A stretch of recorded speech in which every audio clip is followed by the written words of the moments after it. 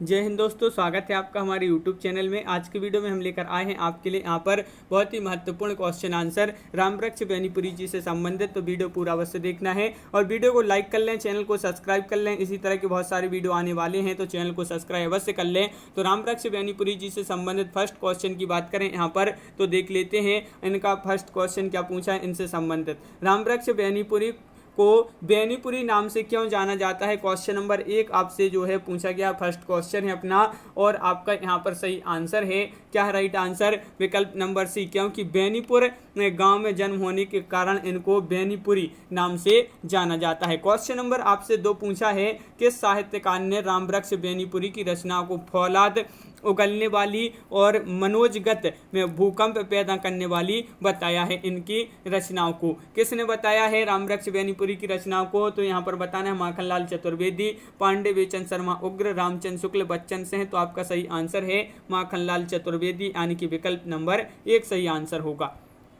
रामवृक्ष बेनीपुरी को किस उपमा से विभूषित किया जाता है, वह कौन सी उपमा है, कलम का सिपाही, भाषा का जादूगर, कलम का जादूगर, शब्दों का जादूगर। तो इनको कहा जाता है कलम का जादूगर। कलम का जादूगर किसको कहा जाता है, रामवृक्ष बेनीपुरी को, बिल्कुल सही। और रामवृक्ष बेनीपुरी का जन्म कब हुआ था ये आपके लिए बताना है, महत्वपूर्ण क्वेश्चन पूछा गया है। इनका जन्म कब हुआ था तो आपका बिल्कुल सही राइट आंसर है 1899 ईस्वी में रामवृक्ष बेनीपुरी का जन्म हुआ था। रामवृक्ष बेनीपुरी का कहानी संग्रह कौन सा है यहाँ पर बताना है, तो इनका कहानी संग्रह बताना है कौन सा है रामवृक्ष बेनीपुरी का। तो क्वेश्चन नंबर 5 है और 5 का राइट आंसर है चिता के फूल, यानी कि विकल्प नंबर डी आपका राइट आंसर होगा। चिता के फूल आपका सही आंसर है। रामवृक्ष बेनीपुरी का यात्रा संस्मरण माना जाता है अंबाली या पैरों में पंख बांधकर, पतितों के देश में या चिता के फूल। तो इनका यात्रा संस्मरण रामवृक्ष बेनीपुरी का तो वह माना जाता है पैरों में पंख बांधकर। पैरों में पंख बांधकर आपका यहाँ पर सही आंसर होगा। तो विकल्प नंबर आपका क्या होगा राइट आंसर, विकल्प नंबर आपका सी राइट आंसर यहाँ पर है। रामवृक्ष बेनीपुरी का उपन्यास कौन सा है, उपन्यास बताना है इनका उपन्यास कौन सा माना जाता है रामवृक्ष बेनीपुरी का। तो बिल्कुल सही राइट आंसर है आपका यहाँ पर क्या होगा सही आंसर, तो रामवृक्ष बेनीपुरी का यहाँ पर उपन्यास पूछा है तो पतितों के देश में, यानी कि विकल्प नंबर बी आपका सही आंसर है। पतितों के देश में ये उनका उपन्यास माना जाता है। रामवृक्ष बेनीपुरी का प्रसिद्ध नाटक गेहूं बनाम गुलाब ये कब प्रकाशित हुआ था, गेहूं बनाम गुलाब ये आपके लिए बताना है। महत्वपूर्ण क्वेश्चन पूछा गया है और राइट आंसर है यहाँ पर 1950 ईस्वी आपका राइट आंसर होगा। 1950 ईस्वी आपका राइट आंसर है, बिल्कुल सही, बहुत बढ़िया। जिन्होंने विकल्प नंबर आपने यहाँ पर 1 बताया है उनका सही आंसर। रामवृक्ष बेनीपुरी ने किस ग्रंथ का संपादन किया है, वह ग्रंथ आपके लिए बताना है। क्वेश्चन नंबर 9 है और 9 का राइट आंसर आपका यहाँ पर होगा, क्या होगा सही आंसर क्वेश्चन नंबर 9 का, तो बिल्कुल सही राइट आंसर है विकल्प नंबर सी विद्यापति की पदावली। रामवृक्ष बेनीपुरी ने इस ग्रंथ का संपादन क्या है, विद्यापति की पदावली। अगला क्वेश्चन है कि रामवृक्ष बेनीपुरी की समस्त रचनाएं कितने भागों में प्रकाशित हैं, 6 भागों में, 8 भागों में, 7 भागों में, 9 भागों में। तो क्वेश्चन नंबर 10 का सही आंसर है आपका यहाँ पर विकल्प नंबर सी, यानी कि 8 भागों में। 8 भागों में आपका बिल्कुल सही राइट आंसर है। रामवृक्ष बेनीपुरी का जन्म कहाँ पर हुआ था, तो आपका बिल्कुल सही राइट आंसर होगा। बहुत ही महत्वपूर्ण क्वेश्चन पूछा गया है, रामवृक्ष बेनीपुरी का जन्म कहाँ हुआ, तो विकल्प नंबर 1 यानी कि बेनीपुर गाँव मुजफ्फरपुर बिहार में इनका जो है जन्म हुआ था। तो विकल्प नंबर 1 आपका सही आंसर होगा। क्वेश्चन नंबर 12 आपसे पूछा है, क्रांतिकारी गतिविधियों में सक्रिय रहने के कारण रामवृक्ष बेनीपुरी को कितने वर्ष जेल में रहना पड़ा, कितने वर्ष इनको जेल में रहना पड़ा ये आपके लिए यहाँ पर बताना है। ये आपके 4 विकल्प दिए गए हैं, 8 वर्ष, 9 वर्ष, 10 वर्ष या फिर 7 वर्ष।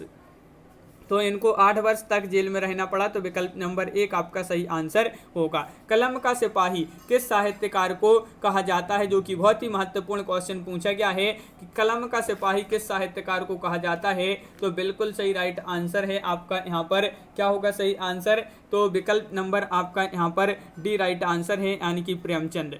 अगला क्वेश्चन क्या है, तो क्वेश्चन नंबर 14 आपसे यहाँ पर पूछा है कि भाषा का जादूगर किस साहित्यकार को कहा जाता है? तो देखिए, भाषा का जादूगर पूछा है, कलम का जादूगर पूछा जाता तो रामवृक्ष बेनीपुरी को कहा जाता, लेकिन यहाँ पर आपसे भाषा का जादूगर पूछा है तो आपसे शिव पूजन सहाय यहाँ पर राइट आंसर होगा, विकल्प नंबर बी आपका सही आंसर होगा। शब्दों के जादूगर किसे कहा जाता है? तो अब आपसे पूछा शब्दों के जादूगर किसे कहा जाता है, तो आपका सही आंसर है क्वेश्चन नंबर 15 का विकल्प नंबर आपका यहाँ पर सी राइट आंसर है, कमलेश्वर को। बिंब का जादूगर किसे कहा जाता है? केदारनाथ सिंह को, शिव पूजन सहाय को, प्रेमचंद्र को या कमलेश्वर को? तो आपका सही आंसर है बिंब का जादूगर केदारनाथ सिंह को कहा जाता है। और रामवृक्ष बेनीपुरी का रेखा चित्र कौन सा माना जाता है? इनका रेखा चित्र आपके लिए बताना है।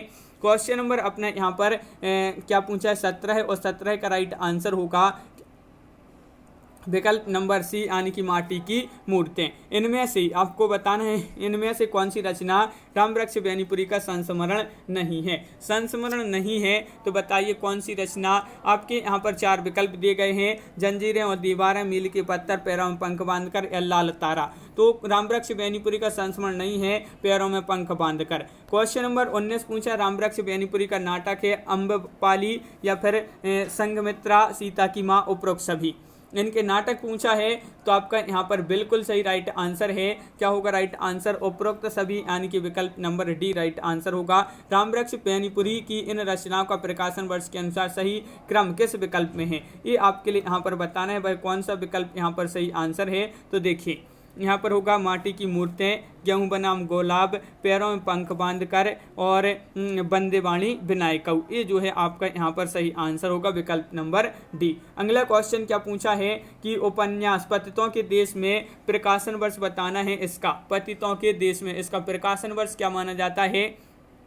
तो आपका यहाँ पर सही आंसर है, क्या माना जाता है? तो विकल्प नंबर आपका यहाँ पर 21 का राइट आंसर है, बी, यानी कि 1930 आपका राइट आंसर होगा। रामवृक्ष बेनीपुरी की बिहारी सस्सई के संपादन की रचना है कौन सी है? ये आपको क्वेश्चन नंबर 22 में बताना है। तो 22 का राइट आंसर आपका यहाँ पर होगा, क्या होगा सही आंसर? बिहारी सस्सई की सुबोध टीका, यानी कि विकल्प नंबर बी आपका सही आंसर होगा।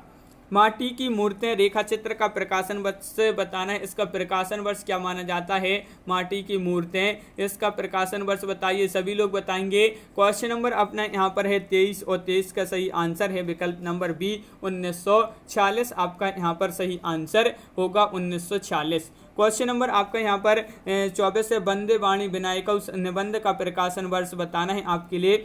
इसका प्रकाशन वर्ष क्या माना जाता है? बंदे वाणी विनायक।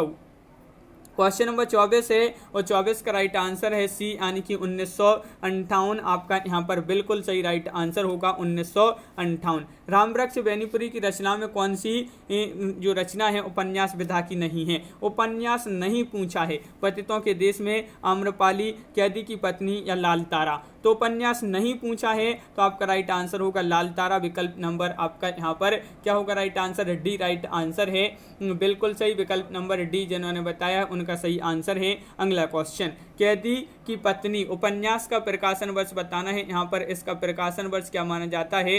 कैदी की पत्नी उपन्यास का प्रकाशन। तो क्वेश्चन नंबर अपना यहाँ पर 26 से राइट आंसर है 1940 ईस्वी, विकल्प नंबर 1 सही आंसर आपका यहाँ पर होगा। इनमें से कौन सी रचना नाटक नहीं है? नहीं पूछा है आपसे यहाँ पर। गांव के देवता, बेजू मामा, मील के पत्थर या नेत्रदान। मील के पत्थर यहाँ पर आपका बिल्कुल सही, मील के पत्थर आपका राइट आंसर होगा।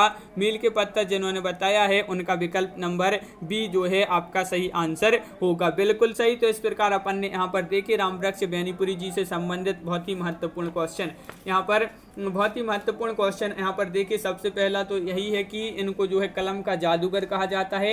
इनका जन्म 1899 में हुआ था, किसका? रामवृक्ष बेनीपुरी का, बिल्कुल। और इस प्रकार अपन ने यहाँ पर देखे बहुत ही महत्वपूर्ण क्वेश्चन। रामवृक्ष बेनीपुरी का जन्म की बात करें, बेनीपुर गांव मुजफ्फरपुर बिहार में इनका जन्म हुआ था। तो सभी लोग वीडियो को लाइक कर लें। आज की वीडियो में बस इतना ही, और ज़्यादा से ज़्यादा वीडियो को शेयर करें और self study classes app download कर लें, जहाँ पर हिंदी साहित्य का संपूर्ण कोर्स मात्र 1000 रुपये में आपके लिए उपलब्ध है। और self study classes app download करें प्ले स्टोर से और अपनी तैयारी में लग जाएं। सरसा पब्लिकेशन कविमाला वस्तुनिष्ठ की बुक है, तो जो भी खरीदना चाहते हैं तो खरीद सकते हैं। आज की वीडियो में बस इतना ही। सभी के लिए बहुत बहुत धन्यवाद। जय हिंद।